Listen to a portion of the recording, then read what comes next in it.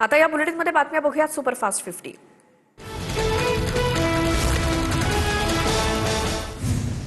रायगड जिल्ह्यात उष्णतेचा पारा चढला। तापमान 34°C पुढे गेल्याची नोंद। उकाड्याच्या पार्श्वभूमीवर जिल्ह्याला हवामान विभागाचा येलो अलर्ट। जळगावच्या तापमानात गेल्या 24 तासात तब्बल 2 ते 2.5 अंशांनी घट। 42.6 अंशांवरती असलेला पारा 40.4 अंशांवरती घसरला। मध्ये घट झाल्यामुळे नागरिकांना दिलासा। नंदुरबार जिल्ह्यात तापमानानं गाठली 40शी। येत्या आठवड्यामध्ये तापमान 45 अंशांवरती जाण्याची शक्यता। जिल्ह्यामध्ये अल निनोचं संकट राहणार असल्यामुळे तापमानाची तीव्रता अधिक वाढणार। अमरावतीत तापमानाचा पारा 42 अंशांवरती पोहोचल्यामुळे चिखलदऱ्यात शुकशुकाट। उष्णतेमुळे पर्यटकांनी चिखलदऱ्याकडे पाठ फिरवल्याचं चित्र। वाशिमच्या आडोळ प्रकल्पामध्ये केवळ 12.95% पाणीसाठा शिल्लक। पावसाळा लांबल्यास मालेगाव तालुक्यावरती पाणी टंचाईचं सावट। नागपुरात उष्णतेचा कहर वाढल्यामुळे दुचाकी चालकांचा अनोखा जुगाड। उन्हापासून संरक्षणासाठी चालकांना आपल्या दुचाकीवरती कव्हर लावलंय। अमरावती तापमानाचा पारा 43 अंशांवर। शहरातील सिग्नलवरती महानगरपालिकेनं ग्रीन नेट्स बांधल्या। नेट बांधल्यामुळे उन्हापासून काहीसा दिलासा। अमरावती जिल्हा सामान्य रुग्णालयामध्ये वाढत्या तापमानाच्या पार्श्वभूमीवर उष्माघात कक्ष तयार। जवळपास 4 वॉर्डात उष्माघात कक्षाची निर्मिती। पुणे, सोलापूर आणि अहिल्यानगर जिल्ह्यासाठी जीवनदायीने ठरलेल्या उजनी धरणाचा पाणीसाठ्यामध्ये घट। उजनी धरणात 63.31 टीएमसी पाणीसाठा शिल्लक। उजनीवरती शेतीसोबतच पिण्याच्या पाणीपुरवठ्याच्या शेकडो योजना अवलंबून। अहिल्यानगरमध्ये वाढत्या तापमानामुळे पाणी टंचाईची झळ। जिल्ह्यातील धरणांमधील पाणीसाठा निम्म्यावरती आला। जिल्ह्यातील सर्व प्रकल्पांमध्ये एकूण 27,000 दशलक्ष घनफूट पाणीसाठा शिल्लक। धुळे शहराला पाणीपुरवठा करणाऱ्या अक्कलपाडा प्रकल्पामध्ये 60% जलसाठा। 15 जूनपर्यंत पुरेल इतका पाणीसाठा शिल्लक। नागरिकांनी पाणी जपून वापरण्याचं प्रशासनाकडून आवाहन। पुण्यातील कुकडी प्रकल्पातील डिंभे धरणातील पाणीसाठा सध्या 22%वर। डिंभे धरणावरती अनेक गावांचा पाणीपुरवठा आणि सिंचन अवलंबून। पाणी टंचाई भासण्याची शक्यता।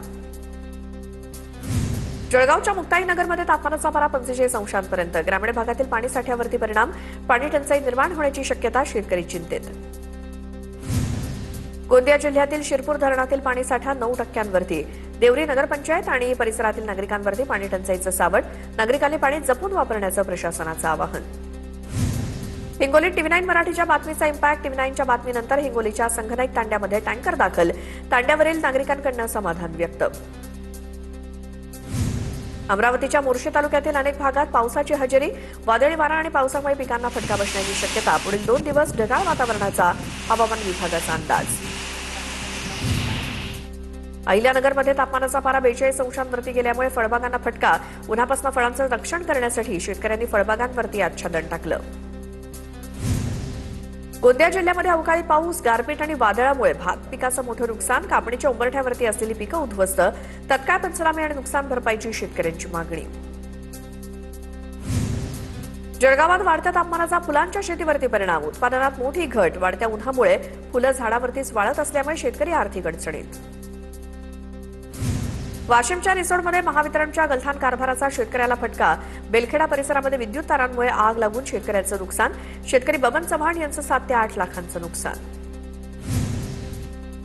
गोंदिया जिल्ह्यातील काही भागात वादळी वाऱ्यासह गारपीट। गोरेगाव तालुक्यात गारपिटीमुळे आंबा बागांना फटका। धान पिकासह भाजीपाल्याचंही नुकसान। यवतमाळच्या उमरी शेतशिवारात पावसामुळे काढणीला आलेल्या तीळ पिकाचं नुकसान। शेतात उभं असलेलं तिळाचं पीक आडवं झाल्यामुळे शेतकऱ्यांच्या हाती येणारं उत्पादन घटलं।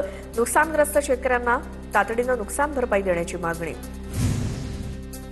जालन्याच्या बदनापूर तालुक्यातील मोसंबी उत्पादक शेतकरी चिंतेत। सोमठाणा शिवारातील शेतकरी तुकाराम शिंदेंकडनं फळबागेवरती कुऱ्हाड। पाण्याअभावी फळबागांवरती कुऱ्हाड चालवण्याची शेतकऱ्यांवरती वेळ। छत्रपती संभाजीनगरमध्ये वाढत्या तापमानापासून बचावासाठी डाळिंब बागांवरती शेडनेटचं आच्छादन। वाढत्या उष्णतेमुळे फळांची गुणवत्ता खराब होण्याची शेतकऱ्यांना चिंता। जालना जिल्ह्यातील अनेक पेट्रोल पंपावरती पेट्रोल डिझेलचा तुटवडा। काही पेट्रोल पंपावरती नो स्टॉकचे बोर्ड। इंधन उपलब्ध असलेल्या पंपांवरती वाहनधारकांची मोठी गर्दी। परभणी जिल्ह्यातील 11 मंडळं पीक विम्यातून वगळल्यामुळे ठाकरेंची शिवसेना आक्रमक। जिल्हाधिकारी कार्यालयाच्या गेटला टाळं ठोकत शिवसैनिकांचं ठिय्या आंदोलन। 15 दिवसात प्रश्न मार्गी न लावल्यास शिवसेना रस्त्यावरती उतरणार। बुलढाण्याच्या खामगाव शहरातील ओपन जिम अतिक्रमणाच्या विळख्यात। परिसरामध्ये घाणीचं साम्राज्य वाढल्यामुळे ओपन जिमकडे नागरिकांची पाठ। जळगावच्या सराफा बाजारात सोनं चांदीच्या दरात मोठी वाढ. सोनं 2,200 रुपये तर चांदी तब्बल 5,000 महागली. सोन्याचे दर प्रतितोळा 1,54,500 रुपयांवर. गडचिरोलीत नीट परीक्षेत शॉर्टकट वापरल्याचं समोर. 2 विद्यार्थ्यांनी एआयच्या मदतीनं उत्तर मिळवल्याची बाब उघडकीस. गडचिरोली पोलिसांकडून दोन्ही प्रकरणामध्ये गुन्हे दाखल, तपास सुरू. पुण्यातील नामांकित शिक्षण संस्था all India Shri Shivaji memorial सोसायटीच्या प्रांगणामध्ये विद्यार्थिनींसाठी वसतिगृहाची पायाभरणी. मंत्री चंद्रकांत पाटील आणि खासदार शाहू छत्रपती महाराजांच्या अध्यक्षतेखाली समारंभ संपन्न. चंद्रपूर शहरामध्ये विनापरवाना सुरू असलेल्या आयव्हीएफ केंद्रावरती कारवाई. नोंदणी प्रमाणपत्र मिळण्यापूर्वीच रुग्णसेवा सुरू केल्याचं उघड. आरोग्य विभागाकडून दोन्ही केंद्राचे नोंदणी प्रस्ताव रद्द करण्याचे आदेश.